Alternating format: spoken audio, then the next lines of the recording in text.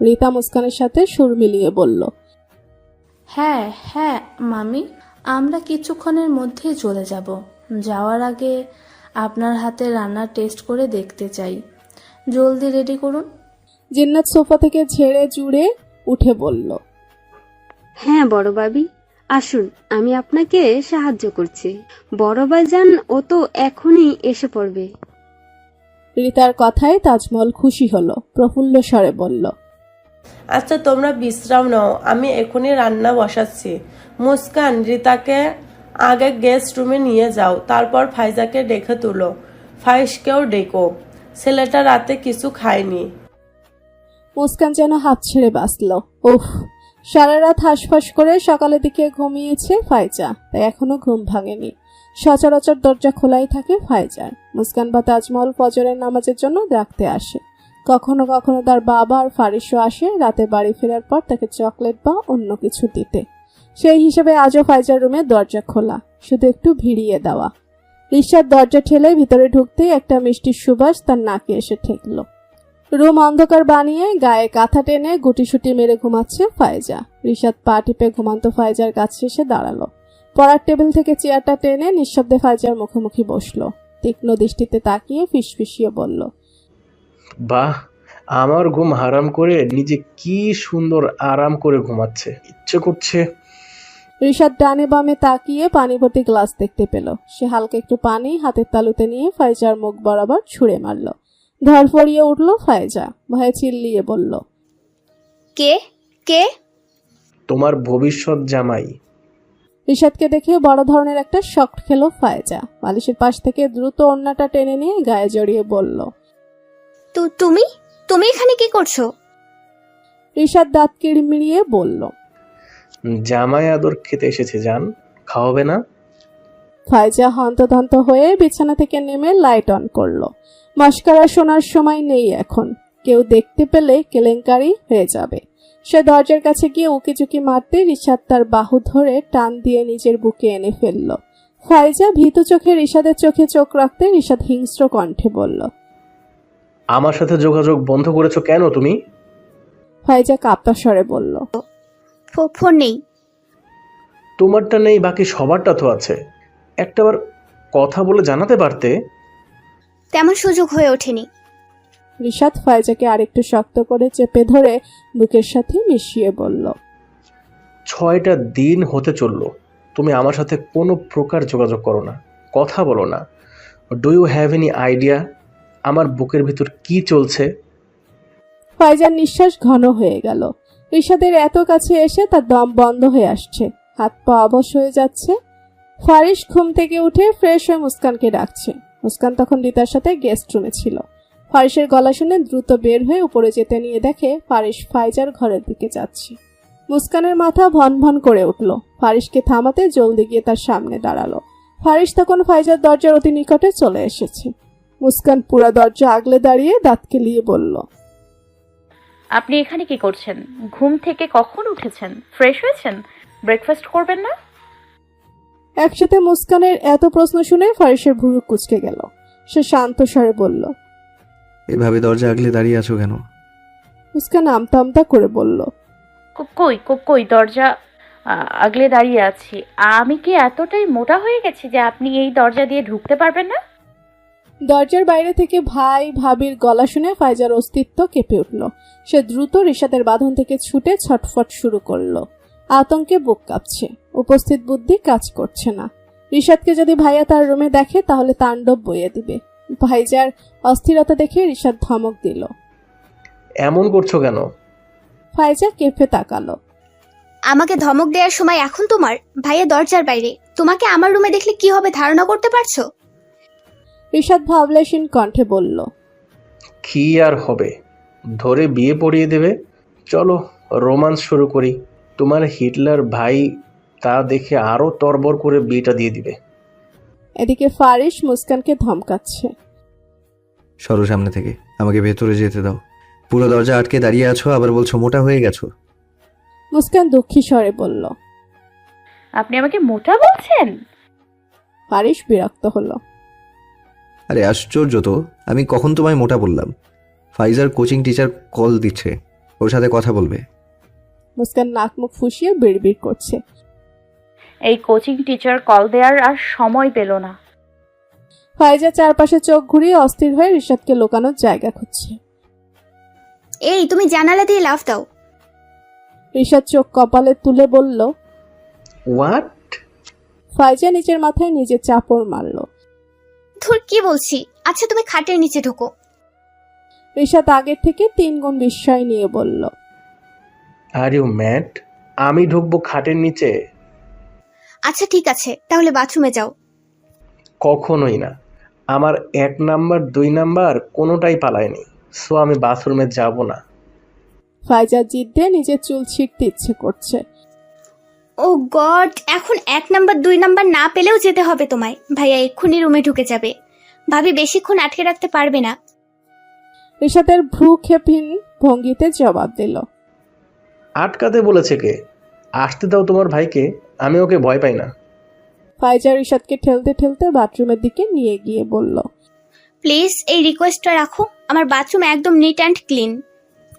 রিশাদ আর কিছু বলার আগে ফাইজা তাকে বাথরুমে ঢুকিয়ে বাইরে থেকে ছিটকিনি লাগিয়ে দিল। রিশাদ চিল্লাচ্ছে। ফাইজা। ফাইজা অনুরোধের স্বরে বলল। প্লিজ শব্দ করো না, মাত্র 5 মিনিট। ভাইয়া চলে গেলেই লক খুলে দেব। রিশাদ আর শব্দ করল না। কমোডের ঢাকনা লাগিয়ে সেটার উপর বসে ফুসফুস করতে লাগলো। মুস্কানকে সরিয়ে ফাইজার রুমে ঢুকে পড়ল ফারিস। ফাইজা কপালের ঘামটুকু মুছে দুর্বোধ্য হেসে বলল। আরে ভাইয়া তুমি কিছু বলবে? মুস্কান ফারিসের পিছন থেকে উকিঝুঁকি মেরে ফাইজাকে ইশারা করছে। রিশাদ কোথায়? ফাইজাও চোখ টেরা করে মুস্কানকে বাথরুমের দিকে দেখিয়ে দিল। ফাইজার ইশারা বুঝতে পেরে মুস্কান গাল ভরে হাসতে নিয়েও থেমে গেল। ফারিস খেকিয়ে উঠল। What happened? ফাইজা দ্রুত জবাব দিল। কিছু না ভাইয়া। জহির তালুকদার বাড়িতে আসতেই বোনকে দেখে ঠোঁটে প্রশস্ত হাসি ফুটল। সেই হাসি আরো গাঢ় হলো বোনের মেয়েকেও সোফায় বসে থাকতে দেখে। জহিরকে দেখে রীতা মিষ্টি হেসে সালাম দিয়ে জিজ্ঞেস করল। কেমন আছেন মামু? জহির সালামের উত্তর দিয়ে প্রফুল্ল কণ্ঠে বলল। ভালো মা, তুমি কেমন আছো? খুব ভালো। কখন এলে? নাস্তা করেছো? কিছুক্ষণ আগে এসেছি মামু, নাস্তা করা হয়নি। আপনার জন্যই অপেক্ষা করছিলাম। জহির আনন্দিত স্বরে বলল। তাই নাকি? চলো তাহলে একসাথে নাস্তা করা যাক। রীতা হেসে জহির তালুকদারের সাথে কথা বলতে বলতে ডাইনিং টেবিলের কাছে চলে আসলো। মামা ভাগ্নির কথা বেশ জমে উঠেছে। জহির রীতাকে এটা সেটা জিজ্ঞেস করতে করতে তাজমহলকে খাবার দিতে বললেন। ফাইজা তখন রীতার সাথেই বসেছিল। রীতা উঠে যাওয়ার পর বারবার ছাদের সিঁড়ির দিকে তাকাচ্ছে। তার রুম থেকে বের হয়ে রিশাদ ছাদে গিয়েছে। এখনো তার বাবা কিংবা ভাইয়ের সামনে পড়েনি। ফাইজাকে সোফায় থম মেরে বসে থাকতে দেখে তাজমহল ডাক দিলেন। ফাইজা, এখনো সোফায় বসে আছো কেন? নাস্তা করতে আসো। মায়ের ডাকে ফাইজা দুরু দুরু বুক নিয়ে নাস্তা করতে বসলো। জহির হেসে হেসে বোন আর ভাগ্নের সাথে কথা বলছে। মুস্কানকে সবেমাত্র রুম থেকে বেরিয়ে আসতে দেখে জিন্নাত শুধালো। ফারিস আসলো না? আসছে ফুপিমণি। আমরা যে এসেছি জানে? বলিনি এখনো। আচ্ছা ঠিক আছে, নিচে আসলেই দেখতে পাবে। তুই বস, আমাদের সাথে নাস্তা কর। মুস্কানের সাথে সাথে নাকচ করলো। না না না, আমি নাস্তা করেছি। বড় চাচি তোমরা আসার আগেই আমাকে জোর করে অনেক কিছু খাইয়েছে। তাজমহলও সমস্যারে বলল। হ্যাঁ, ও খাবে না এখন, তোমরা করো। আমাকে রেখে নাস্তা করে নিচ্ছ তোমরা? তাজমহল বাক্য শেষ করার আগেই রিশাদের কথাটি ভেসে আসে। রিশাদকে দেখে জহিরের পুরো মুখ কুঁচকে যায়। তীরের ফলার মতো দৃষ্টি নিক্ষেপ করে বলে। তুমি? তাজমহল স্বামীকে কথা বলার সুযোগ না দিয়ে দ্রুত বেগে বলল। আরে রিশাদ, তোমার কথা আমি মাত্রই বলতে নিয়েছিলাম। এত সময় ছাদে কি করছো? আসো নাস্তা করো। রিশাদ আড়মোড়া ভেঙে জহিরের পাশের চেয়ারটায় ধপ করে বসে পড়ল। হাই তুলতে তুলতে বলল। আর বলবেন না মামি, আপনাদের ছাদের ডেকোরেশনটা আমার এত পছন্দ হয়েছে যে আসতেই ইচ্ছা করছিল না। ভাবছি এমন একটা শ্বশুর বাড়ির ছাদ দেখেই মেয়ে বিয়ে করব, যেন চাইলেই ছাদ বিলাস করতে পারি। রিশাদের কথা শুনে ফাইজার কাশি উঠে গেল। জিন্নাত ফাইজাকে দ্রুত পানি এগিয়ে দিয়ে ছেলের দিকে গরম চোখে তাকালো। রিশাদ পরোয়া করলো না সেই তাকানো। আয়েশু ভঙ্গিতে জহিরের দিকে তাকিয়ে বলল, কেমন আছেন মামুজান? জহির থতমত খেলো, কণ্ঠে বিরক্ত ফুটিয়ে বলল। তুমি কেন এসেছো? রিশাদ অবাক হওয়ার ভান ধরে বলল, এটা কেমন কথা? আমার মায়ের ভাইয়ের বাসার আমি আসবো না? এর নিজের মামুর বাড়িতে আসার পূর্ণাঙ্গ অধিকার আছে আমার। আমি এসেছি, আপনি খুশি হননি মামুজান? না। জহিরের মুখের উপর না শুনে রিশাদ বোকা বনে গেল। ঢুক গেলে অপমানটা হজম করে নাকি সুরে বলল, আপনি এভাবে বলতে পারলেন মামু? আমি আপনার একটা মাত্র বোনের একটা মাত্র পুত্র। একদিন আমিও তো আপনার ভবিষ্যৎ নাতিপুতির মামা হব, আর আপনি আমি আশায় খুশি হননি? This is not fair. রিশাদের বেফাস কথায় ফাইজার জানটা মনে হচ্ছে জিব্বার আগায় এসে আটকে আছে। হাঁ করলেই বেরিয়ে পড়বে। প্রতিটা মুহূর্ত আতঙ্কে কাটাচ্ছে সে। জিন্নাত, মুস্কান, রিতার চেহারাও দেখার মতো। তাজমহল স্বামীর ব্যবহারে খুব বিরক্ত প্রকাশ করলেন। তিনি রিশাদের দিকে তাকিয়ে হাসার চেষ্টা করে বললেন, তুমি আসায় আমরা খুব খুশি হয়েছি রিশাদ। তোমার মামু কেমন গম্ভীর তা তো তোমরা জানোই, কিছু মনে করো না। রিশাদ তার মামির দিকে তাকিয়ে অমায়িক একটা হাসি দিয়ে বলল, আপনি খুবই ভালো মামি। আপনার সাথে এমন একটা গম্ভীর মানুষকে মোটেও মানায় না। আমি আরো ভালো মামু ডিজার্ভ করি। এবার তাজমহলও স্তব্ধ হয়ে গেল। বাকি সবাই নাক চুলকানোর ভান ধরে হাসি ডাকার চেষ্টা করছে। জহির প্রচন্ড খেমে বোনকে ডাক দিল, জিন্নাত, জি জি ভাইজান। এই বেয়াদবটাকে কেন নিয়ে এসেছিস? জিন্নাত অসহায় মুখ করে বলল, পিছনে আঁচল ঘুরে ঘুরঘুর করছিল ভাইজান, না রেখে আসতে পারিনি। জিন্নাতের কথা শুনে সবাই মিটিমিটি হাসছে। জহির আর কোনো কথা বলল না, গম্ভীর হয়ে খাবার খেতে লাগলো। তাজমহল রিশাদের প্লেটেও খাবার বেড়ে দিলেন। রিশার হাত দিয়ে খাবার ছুতে যাবে তখনই গট গট পায়ে সিঁড়ি দিয়ে নেমে আসে ফারিস। রিশাদকে দেখে ফারিসের চোখ অটোমেটিক লাল হয়ে যায়। মুস্কান সে লাল হয়ে যাওয়া চোখ দেখে জড়সড় হয়ে দাঁড়ায়। ফারিস ঘাড় ঘুরিয়ে একবার তাকালো মুস্কানের দিকে। মুস্কান এমনিতেই ঘাবড়েছিল। ফারিসের তাকানোতে এবার বুঝি হার্ট অ্যাটাক করে বসবে। জিন্নাত ফারিসকে দেখে হাস্যোজ্জ্বল কণ্ঠে বলল, আরে ফারিস, আসতে এত দেরি করলি কেন? আয় আমার পাশে বসে নাস্তা কর। ফারিস গাল ফুলিয়ে শ্বাস ছাড়ে। রিশাদকে দেখে তার শরীর জ্বলছে, রাগ উঠছে, কিন্তু সে তার ফুফুমণিকে দেখে রাগটা দমিয়ে নিল। গম্ভীর হয়ে জিন্নাতের পাশের চেয়ারটায় বসে প্রশ্ন করল, তোমরা কখন এলে? এসেছি তো অনেকক্ষণ। রিতা আসতে চাইছিল তাই নিয়ে এসেছি। ফারিস রিশাদের দিকে তাকিয়ে বলল। শুধু কি রিতা আসতে চাইছিল? রিশাদ একটু বিব্রত হলো। চোখ বাঁকিয়ে ফারিসকে দেখে খাবার খেতে লাগলো। মুস্কান নড়ে চড়ে এসে ফারিসকেও খাবার বেড়ে দিল। ফারিস আসার পর ডাইনিং টেবিলে আর তেমন কথা হয়নি। রিশাদও কোনো বেফাস কথা বলেনি। তার ট্যালেন্টেড মামাতো ভাই ওরফের সম্বন্ধী বুঝে যাবে। ফাইজার ফোন ফিরিয়ে দিয়েছে তাজমহল। দেওয়ার আগে ভালোভাবে শর্ত ঠুকে দিয়েছে, লেখাপড়ায় কোনো গাফিলতি করা যাবে না। ফাইজাও মাথা পেতে সেই শর্ত মেনে নিয়েছে। ফোন পাওয়ার খুশিতে সে যেন হাওয়ায় ভাসছে। রিশাদরা চলে যাওয়ার পরপরই তাজমহল ফোন ফিরিয়ে দিয়েছিল ফাইজার। আস্তে আস্তে দিনগুলো এভাবেই কেটে যেতে লাগলো। পেরিয়ে গেল আরো 4টে মাস। রিশাদের সাথে ফাইজার সম্পর্ক ধীরে ধীরে হয়ে উঠল আরো মধুময়। ফারিস মুস্কান আর ফাইজাকে একই কলেজে ভর্তি করিয়ে দিল। মুস্কান প্রেগনেন্সির জন্য এখন কলেজে যেতে না পারলেও ফাইজা রেগুলার যাচ্ছে। পড়ালেখায়ও গভীর মনোযোগ দিয়েছে ফাইজা। রিশাদও এখন ফাইজাকে পড়তে খুব ইন্সপায়ার করে। একটা ব্যাংকের ছোটখাটো জব নিয়েছে রিশাদ। কাজ ভালো হলে প্রমোশন পেয়ে আরো উপরে উঠতে পারবে। ছেলের সত্যি সত্যি এমন পরিবর্তনে জিন্নাতের খুশির অন্ত নেই। ফাইজার কাছেও কৃতজ্ঞতার শেষ নেই ওনার। একে একে তানিয়া, শিল্পী, রাহিলা, রাতুল সকলেই জেনে গেছে রিশাদ আর ফাইজার সম্পর্কের কথা। তারা সবাই রিশাদের পরিবর্তনে মন থেকে আনন্দিত। আর তাছাড়াও রিশাদ তো কখনো তাদের সাথে তেমন খারাপ ব্যবহার করেনি। আগো কারোর সাথে অতটা মিশতো না, এখন যতটা মিশে। তাই তারা রিশাদের ভিতরের কোমলতাটা বুঝতে পারেনি। পানি নেমে যা তা অবস্থা। পেটে মাতৃত্বের দাগ পড়ে তার সুন্দর পেটটা এখন আর আগের মতো তুলতুলে সফট নেই। মুস্কানের মনে হয় সে এখন নিঃশ্বাস নিলেও তার ক্লান্ত লাগে। প্রতিটা দিন, ঘন্টা, মিনিট, সেকেন্ড সে উপলব্ধি করছে মাতৃত্ব এত সহজ নয়। ফারিস এখন আগের থেকেও বেশি কেয়ার করে মুস্কানের। মুস্কানের কষ্ট দেখে তার নিজেরই কষ্ট হয়। সে যদি পারত মেয়েটার সব কষ্ট সে নিজের মাঝে নিয়ে নিত। বাচ্চাদের পায়ের আঘাতে মুস্কান যখন অস্ফুট স্বরে কাঁদে তখন ফারিস নিজেকে বড্ড অসহায় মনে করে। বাচ্চারা আর কয়েকটা বছর পরে আসলে হয়তো মেয়েটাকে এতটা কষ্ট পেতে হতো না। শুধু যে মুস্কান কষ্টই পায় তা কিন্তু নয়, প্রতিটা মুহূর্তে সে উপলব্ধি করে এক অন্যরকম সুখানুভব। যখন তার পেটে বাচ্চাগুলো নড়াচড়া করে তখন মুস্কানের মনে হয় তার থেকে সুখী এই পৃথিবীতে আর কেউ নেই।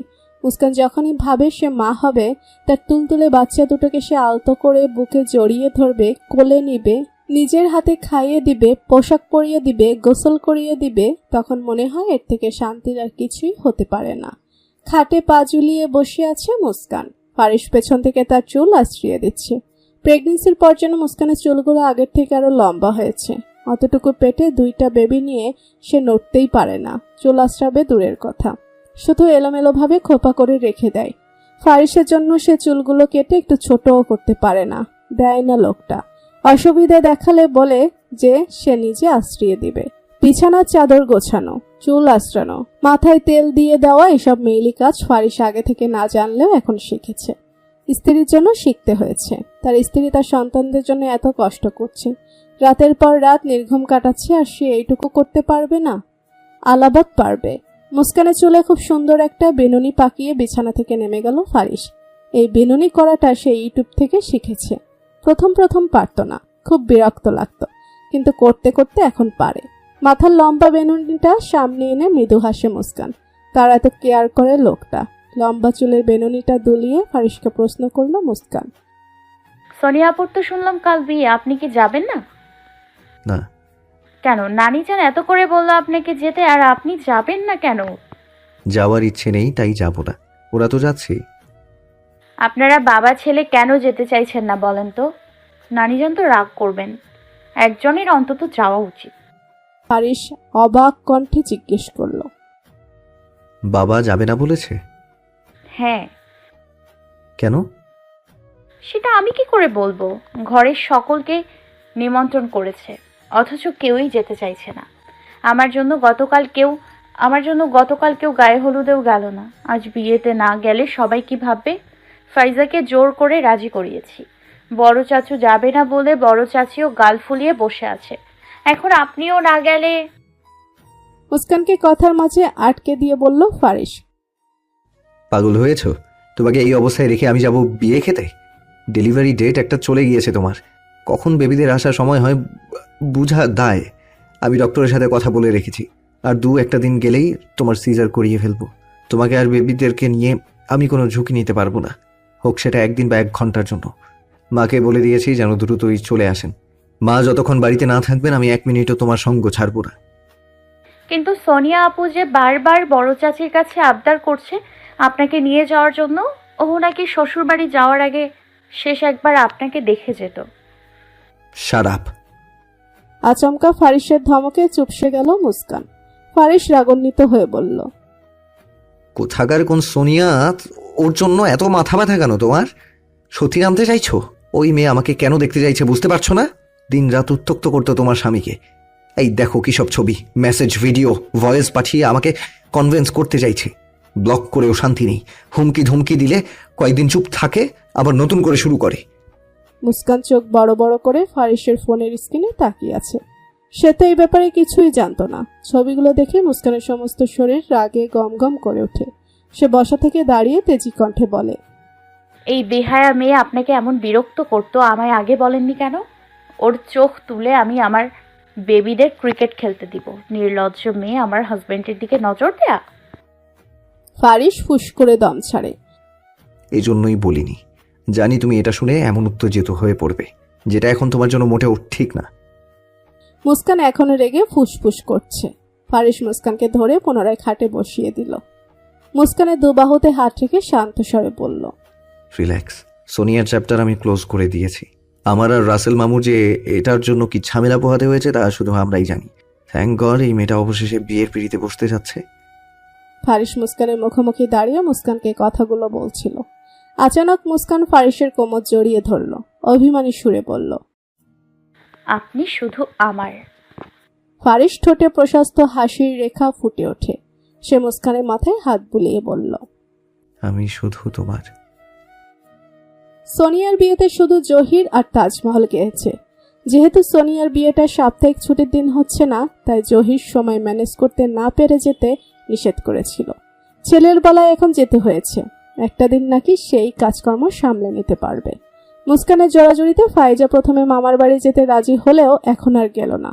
তার নাকি কোচিংয়ে একটা ইম্পর্ট্যান্ট এক্সাম হবে। এক্সাম দেওয়া তো বাহানা মাত্র। ফাইজা মূলত আজ রিশাদের সাথে দেখা করতে চায়। আজ বাড়িতে বাবা মা নেই, ফারিস ভাইয়াও বাবার কাছে ব্যস্ত থাকবে, যার জন্য সুযোগটা হাতছাড়া করতে চাইছে না ফাইজা। 1 মাস আগে রিশাদের বাবা মোখলেস শেখের বাজেভাবে অ্যাক্সিডেন্ট হয়। এই অ্যাক্সিডেন্টে মোখলেস নিজের 2 পায়ে খুব গুরুতর আঘাত পায়।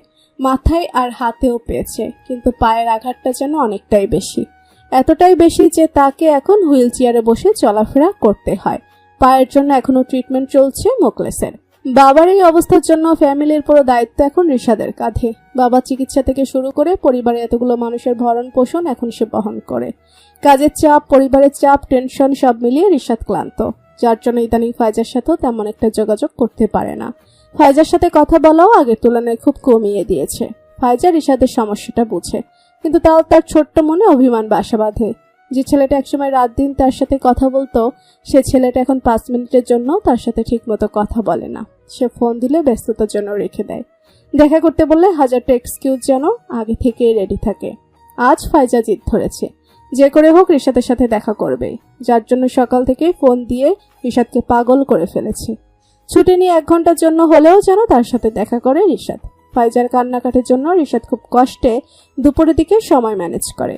তা শুনে ফাইজা যেন খুশিতে উঠছে। কোন ড্রেসটা পরে যাবে এটা সিলেক্ট করার জন্য পুরো কাবার্ড এলোমেলো করে ফেলেছে। বিছানার উপর 10-15টা ড্রেস ছড়িয়ে ছিটিয়ে ড্রেসিং টেবিলের আয়নার সামনে বারবার গায়ে মেলে দেখছে। অবশেষে গাঢ় নীল রঙের একটা 3 পিস সিলেক্ট করে ফাইজা। রিশাদ তাকে 3 পিসে দেখতে খুব পছন্দ করে। শাওয়ার নিয়ে এসে ড্রেসটা পরে নিজেকে আয়নায় খুঁটিয়ে খুঁটিয়ে দেখছে ফাইজা। মাথায় ঘোমটা পরে আনমনে হাসছে, লজ্জা পাচ্ছে। 2 হাতে মুখ ঢেকে ফেলছে, আবার মেলছে। দিন দিন রিশাদের জন্য পাগল হয়ে যাচ্ছে সে। রিশাদের একটু অবহেলাও সহ্য করতে পারে না এখন। আবার একটু ভালোবাসা পেলেই দিশেহারা হয়ে যায়। রাহিলা এসেছে, কাল পরশু মেয়ের সিজার করাবে, তাই ফারিসের আর তাজমহলের কথায় আজই চলে এসেছে। এরশাদ তালুকদার পরিবারের লোকদের যাতায়াতের জন্য বেশ কিছুদিন আগে একটা গাড়ি কিনেছেন। গাড়ি চালানোর জন্য একজন ভালো বিশ্বস্ত ড্রাইভারও নিয়োগ করেছেন। ওই ড্রাইভারই রাহিলাকে মেয়ের শ্বশুর বাড়ি পৌঁছে দিয়ে গেছেন। মাকে পেয়ে ভীষণ খুশি মুস্কান। সকালেই এসেছে রাহিলা, আর তখন থেকেই মুস্কান মায়ের সাথে চিপকে। মুস্কানের মা আসায় নিশ্চিন্তে ফারিস বাবার ইন্ডাস্ট্রিতে চলে যায়। যাওয়ার আগে মুস্কানকে কড়াকড়িভাবে বলে গেছে কোনো প্রবলেম হলে যেন সাথে সাথে তাকে ফোন করে। রাহিলার সাথেও নমনীয় ব্যবহার করে একই কথা বলে গেছে ফারিস। আর এও বলে গেছে সে দ্রুত ফিরে আসবে। দুপুরের দিকে মায়ের পাশে শুয়ে মায়ের কোমর পেঁচিয়ে ঘুমাচ্ছে মুস্কান। রাহিলা আতশোয়া হয়ে মেয়ের চুলে হাত বুলিয়ে দিচ্ছে। মুস্কি হেসে ক্ষণে ক্ষণে মেয়ের কপালে চুমু দিচ্ছে। ভাবতে অবাক লাগে তার ছোট্ট মেয়েটা নাকি এখন মা হতে যাচ্ছে। মেয়েটার আব্বা বেঁচে থাকলে যে কত খুশি হতো। বাড়িতে মুস্কান আর তার আম্মা ছাড়া কেউ নেই। ফারিস চলে যাওয়ার পরপর ফাইজাও বেরিয়ে গেছে। রেস্টুরেন্টে বসে রিশাদের জন্য অপেক্ষা করছে ফাইজা। রিশাদের সাথে দেখা করতে করতে এখন আর আগের মতো ভয় পায় না সে। এতবার দেখা করেছে, একবারও যখন ভাই, বাবা বা অন্য কারো সামনে পড়েনি, তাই ভেবেই নিয়েছে এবারও তেমন কিছু হবে না। সে নিশ্চিন্তে চেয়ারে বসে রিশাদের জন্য অপেক্ষা করতে লাগলো। ঘরমাক্ত শরীর, ক্লান্ত মুখশ্রী, উস্কো খুস্কো চুল নিয়ে ফাইজার সামনে এসে হাজির হলো রিশাদ। পরনে ফুল হাতা সাদা শার্ট। অফিস থেকে ডিরেক্ট এখানে এসেছে। ঘাড় গলা ঘেমে নিয়ে একাকার। তড়িঘড়ি করে আসার জন্য এখনো হাঁপাচ্ছে। ফাইজার বরাবর চেয়ারটায় বসতেই ফাইজা ঠান্ডা পানির বোতলটা এগিয়ে দিল রিশাদের দিকে। ঢক ঢক করে কয়েক ঢোক পানি গিলে বড় করে নিঃশ্বাস নিল রিশাদ। শার্টে হাতা দুটো গুটিয়ে নিয়ে টিস্যু দিয়ে কপাল আর মুখের ঘাম মুছল। ফাইজার দিকে তাকিয়ে তপ্ত কণ্ঠে বলল, সরি, খুব বেশি দেরি হয়ে গেছে না? অনেকক্ষণ ধরে অপেক্ষা করছিলে? ফাইজা স্থির দৃষ্টিতে রিশাদকে দেখছিল। এমন ঘামে ভেজা ক্লান্ত অবস্থায়ও ছেলেটাকে দেখতে কি অদ্ভুত সুন্দর লাগছে। সে লাজুক কণ্ঠে বলল, সমস্যা নেই। রিশাদ একটা ওয়েটারকে ডাক দিয়ে খাবার অর্ডার দিল। ফাইজার দিকে তাকিয়ে মৃদু হেসে বলল, আজ 3 পিস পরে এসেছো যে? ফাইজা মুস্কি হেসে কানের পিছে চুল গুজে বলল, চোখে পড়েছে তাহলে? আমার জন্য সেজেছো আর আমার চোখে পড়বে না? চোখে এমন গাঢ় করে কাজল দিতে কে বলেছিল? আমার যে চুমু খেতে ইচ্ছে করছে। ফাইজা লজ্জা পেল। লজ্জা পেয়ে দৃষ্টি নত করে ফেলল। রিশাদ মুগ্ধ দৃষ্টিতে চেয়ে বলল, খুব সুন্দর লাগছে তোমায়।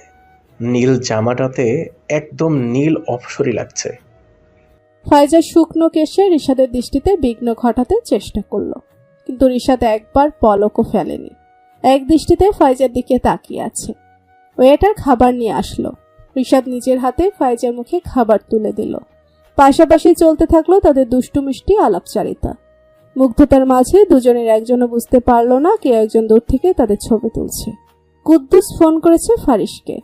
3 বারের মাথায় কল রিসিভ করলো ফারিস। হ্যালো বলতেই কুদ্দুস উদ্বিগ্ন স্বরে বলল, তোর বোন ফাইজার কি বিয়ে শাদী দিয়ে ফেলেছিস? ফারিস ধমক দিল, কি সব আবুল তাবুল বকছিস? ফাইজার বিয়ে হলে কি তোরা জানবি না?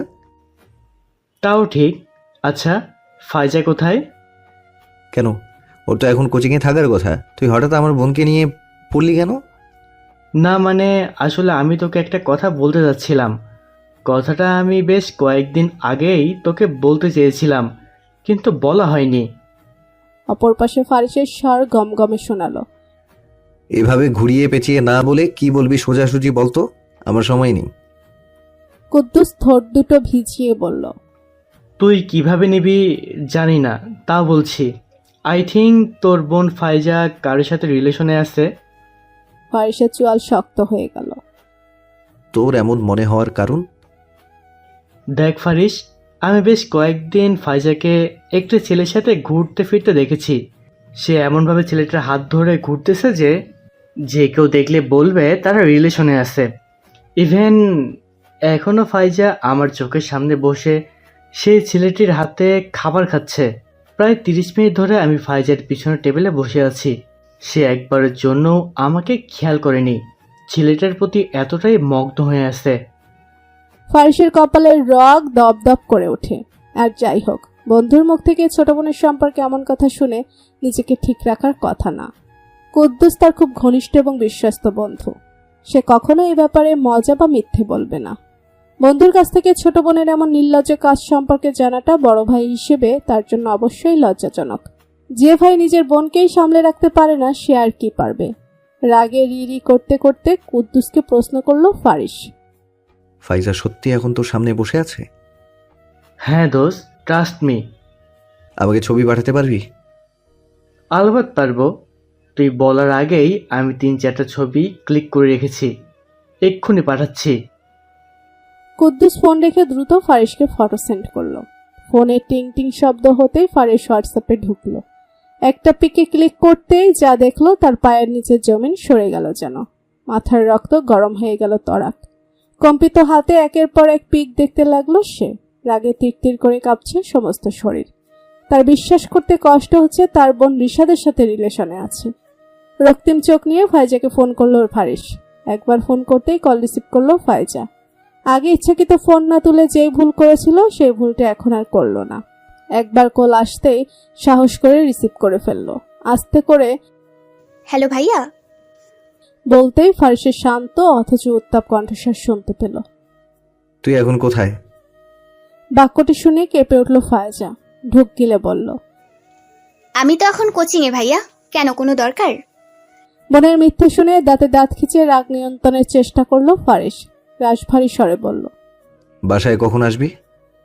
এই তো আর ঘন্টাখানেকের মতো লাগবে। তুই তো বলছিলি তোর এক্সাম আছে, এক্সাম দিতে এত সময়? ফাইজা থম মেরে গেল। সে তো ভুলেই গিয়েছিল বাসা থেকে যে কোচিং এর এক্সামের কথা বলে বেরিয়েছিল এখন কি হবে। কপালের বিন্দু বিন্দু ঘামটুকু মুছে পুনরায় ভাইকে মিথ্যা বলল ফাইজা। এক্সাম ছিল তো, এক্সামের পর স্যার এখন এক্সট্রা ক্লাস নিচ্ছে। ফাইজার একের পর এক মিথ্যে ফারিসের প্রতিটা লোমকূপ জ্বলে উঠছে। সে দাঁত কিরমিরিয়ে বলল, তোর এক্সট্রা ক্লাস শেষ হলে আর কোনো ক্লাস আছে? না না ভাইয়া। তাহলে সোজা বাসায় আয়। আচ্ছা বলার আগেই ফারিস ফোন রেখে দিল। ফাইজা বড় করে হাফ ছেড়ে রিশাদের দিকে তাকাতেই দেখলো রিশাদ রাগী ভাব নিয়ে তার দিকে তাকিয়ে আছে।